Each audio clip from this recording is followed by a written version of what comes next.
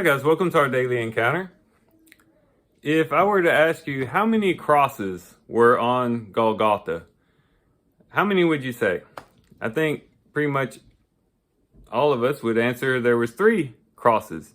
We read about that in our reading today in Luke chapter 23. It says in verse 33, when they came to the place called the Skull, there they crucified him and the criminals, one on the right and the other on the left. So simple math. You got Jesus, you got a criminal on his right and a criminal on his left. That's 3 crosses.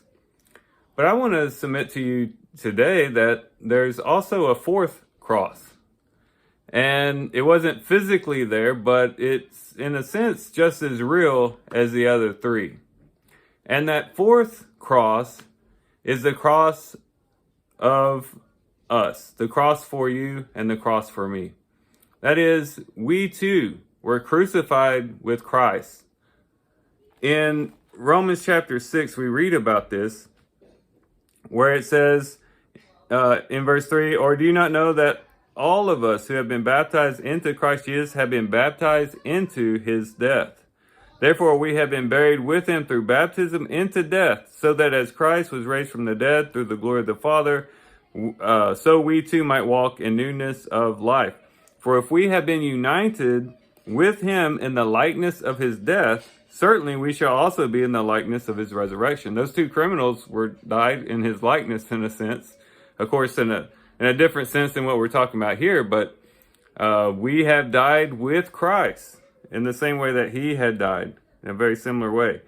And it says, knowing this, that our old self was crucified with him, in order that our body of sin might be done away with. That is our old self, the old part of us that loves sin, that indulged in sin, that was living for sin, was crucified with Christ, was placed on the cross with Christ. And so in that sense, there's a 4th cross. That is our cross, the cross of the old self.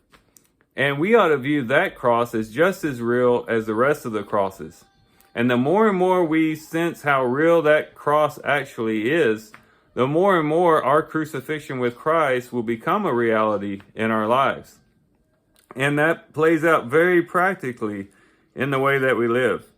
In Ephesians chapter 4, the Apostle Paul talks about how this plays out practically in our lives.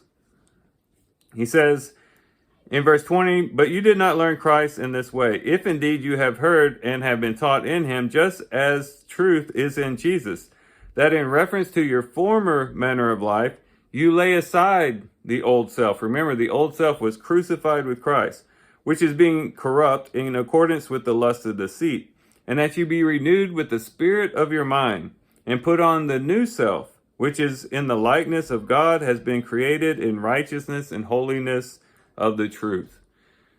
And then he goes on to talk about how that lives out practically, not lying anymore, not stealing anymore, not saying any unwholesome word, not being drunk with wine, all these different things. It plays out practically when we realize that who we used to be is now dead. And now we are called to be the new person who is created in the likeness of God, in holiness and truth. So today, as we read about the crucifixion, let's see ourselves there. And let's realize that we were placed there in baptism. Our old self was crucified with him. And not just think of it in light terms, or just kind of think about it and give, mental assent to it, but really take that to heart, to say, you know what, I have been crucified with Christ. My old self was crucified with him. And now I take that reality as truth, and I'm going to live it out in my life. And I'm going to begin to live and be renewed in the spirit of my mind and live according to the new person that God has made me to be through Jesus Christ. So that's our encouragement today. Guys, I do thank you for watching the video today. Hope you guys have a great day. Love you guys. God bless.